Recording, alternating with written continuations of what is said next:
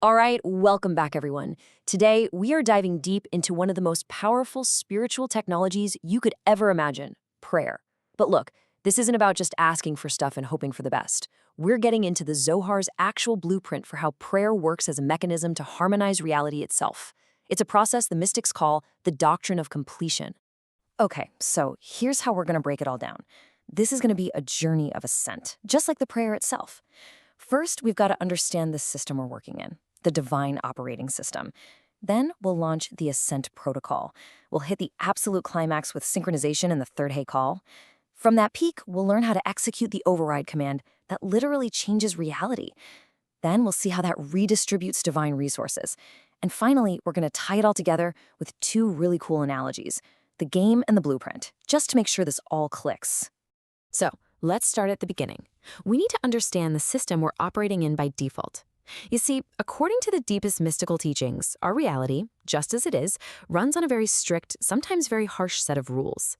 This is what's known as the world of fragmentation, and it's governed by a principle called din, which means judgment.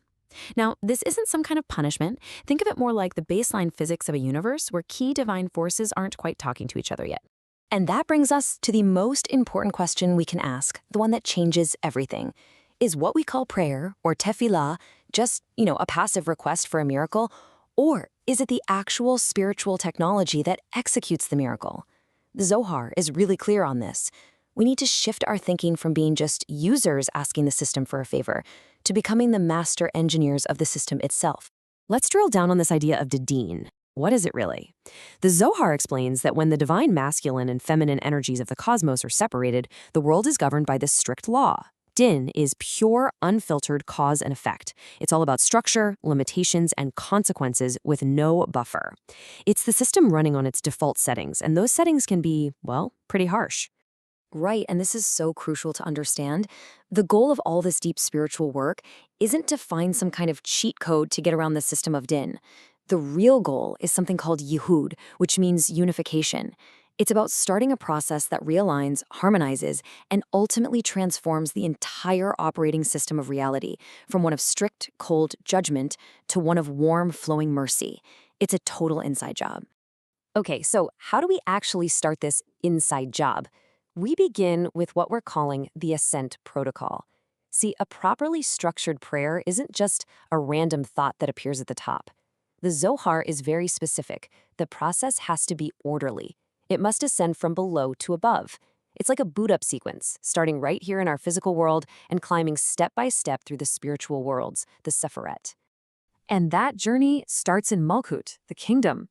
That's us. That's our world, the physical reality we live and breathe in every day. In our technology, you can think of Malkut as the user interface. It's where we are, it's where we type in the command. The holy texts call it the final hey of the divine name. It's the palace, the grand entrance hall to all the higher chambers, the haikalats. So once your prayer is initiated down here in Malkut, it needs a way to travel up. It needs a connection. That connection is Yesod, the foundation. This Sephirah is the essential uplink channel. Its whole job is to gather all the lower energies, all the intention, all the devotion, everything we generate in Malkut, and shoot it upwards. You can't just skip steps. The Zohar hammers this point home about an orderly ascent, and Yesod is the bridge that makes the whole thing possible. And now, this brings us to the absolute peak of the mountain. This is the climax of the entire process. We've climbed through the lower worlds, we've passed through the first two heavenly halls, and now we've arrived at the third Heichal. This isn't just another stop on the tour, folks. This is the chamber where the ultimate act of cosmic unification happens. Everything we've done has been building to this exact moment of perfect, total synchronization. Inside this third chamber, this incredibly precise alignment takes place. First, the energy of the prayer centers itself in Tiferet, which is harmony. Then, it reaches up and draws down this sweetening influence from Bina, which is understanding, and that's what starts to soften all the harshness. This connection then ignites a flow of pure blessing from Hakma, divine wisdom. And finally, these three forces converge into a state of perfect Yichud, absolute total unity. And in that moment, everything changes. You can just imagine it. All the separate chambers and pathways we've ascended through suddenly snap into alignment, forming a single vertical column of pure light. All the divine letters, all the different colored lights, all the celestial beings, they all converge into one perfect harmony. Those harsh, restrictive red flames of din begin to soften, melting into a radiant, golden white light of Rahamaim, of mercy. And you, the one praying, are standing right at the epicenter of it all, as this unified current of blessing gets ready to pour back down into the world. It is the secret of fire and water, where all opposites become one. And listen, this isn't just some beautiful, abstract vision. The Zohar itself connects this experience to a very real outcome. This quote says it all. When you know how to arrange your prayer properly, and you achieve this state of unification, you're literally bound up in it. And when you're in that state of total connection, they ask a question and it is given to them. See? Getting your prayer answered isn't the goal. Achieving the unification that allows the prayer to be answered is the goal. So, what happens in that split second that perfect Yichud is achieved? Bam! You execute what we're calling the override command. The technical name for this is hamtakat dinim, literally the sweetening of judgments. This is the most powerful thing that happens. It's the immediate result of that unification we just talked about. This is the moment where the fundamental laws governing reality are rewritten. And we have to be so clear about this distinction. Hamtakat dinim does not mean we are canceling a harsh decree. Okay, we're not just hitting delete on a bad file in the system. We are transforming it. We are rewriting its source code. The original text says it perfectly. The judgment is sweetened until it is completely sweetened, and it actively does good. Think about that. A force that was designed for restriction gets completely recoded into a force for blessing. That's a game changer. This table here just lays it out perfectly. Look at the before state. You have harsh judgment, din. The protocol is restrictive, symbolized by that red color, and the result is what we all know: separation, hardship, limitation. But then look at the after state. After Yichud, you get sweetened judgment, rachamim, mercy. The protocol becomes a beneficial process, symbolized by gold, and suddenly the effect is unity, blessing, and a totally free flow of divine goodness. And you can actually visualize this transformation through color, which the mystics describe in amazing detail. It starts with red. That's the color of harsh, fiery, unfiltered din, of severity and separation. But as the sweetening kicks in, as mercy begins to flow from above, that harsh red softens. It transforms into a radiant gold.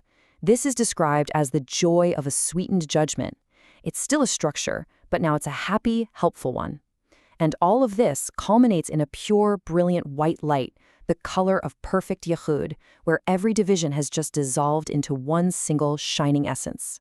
But wait, the process isn't over yet. We've hit the peak, we've transformed the system, but the whole point is to bring that new, harmonized energy back down into our world. So this next stage is all about the downward flow. It's about redistributing all those newly unlocked divine resources and, crucially, learning how to keep that connection alive. And that flow has a name, Shefa, which means divine abundance. You can literally think of it like this. The global update has been executed at the root level, and now it's being downloaded and installed across the entire network. The Zohar says this is the ultimate goal, to draw down from above to below, to draw blessings to all. That unification way up high has to become a real, tangible blessing for every single level of reality, right down to our kitchen tables. And this brings us to the ultimate state of being that a mystic strives for, divkut. The word means attachment or cleaving to God. You see, the point isn't to just perform a one-time system override and then log off. The goal is to learn how to live in a state of divkut, a state of constant, conscious, harmonious connection with this divine operating system, keeping those channels open and keeping the whole system permanently synchronized in a state of mercy and flow. Okay, I know that was a lot. Incredibly deep, complex mechanics. So now we're going to bring this whole gigantic doctrine right back down to earth. We're going to use two powerful analogies to make this entire process feel tangible, personal, and something you can really remember, whether you think like a gamer or a systems engineer. First up, the video game version. Imagine you're at the final level. The boss is a world ruled by harsh judgment. Your quest to align all the sacred powers, the Sephirot, like collecting magical items. Once you have them all in the right order, you get to execute your special move, the Yichud combo. And here's the crazy twist. You don't destroy the boss. When you hit the combo, the boss is transformed into your most powerful ally. The very force of judgment becomes a source of blessing. And the reward for beating the level? Worldwide blessings get unlocked for everyone in the game. And for all you engineers and tech heads out there, here's the cosmic engineering blueprint. Let's look at the system state. Reality is running on restrictive legacy protocols. That's DIN. The required action? Execute a master script called tefillah.yichud. What does the script do? It attains root access to the whole system and escalates your privileges. Once you have that root access, you run the main command, humtkatdinim.exe. That overrides all the old constraints. And the final result? A global resource redistribution event. That's the downward flow of Shefa. Simple as that. So if you take away just one thing from all of this, let it be this. The system is not separate from you. You aren't just a simple user who's subject to its rules. This ancient wisdom, this incredible blueprint from the Zohar, it reveals that you have the blueprint inside you to be its master engineer, to initiate unification, to transform judgment into mercy, and to bring waves of blessing into this world. Thank you for joining us for this complete journey through the Pardes. We hope these ancient truths help you and your family improve your own dimensions this week.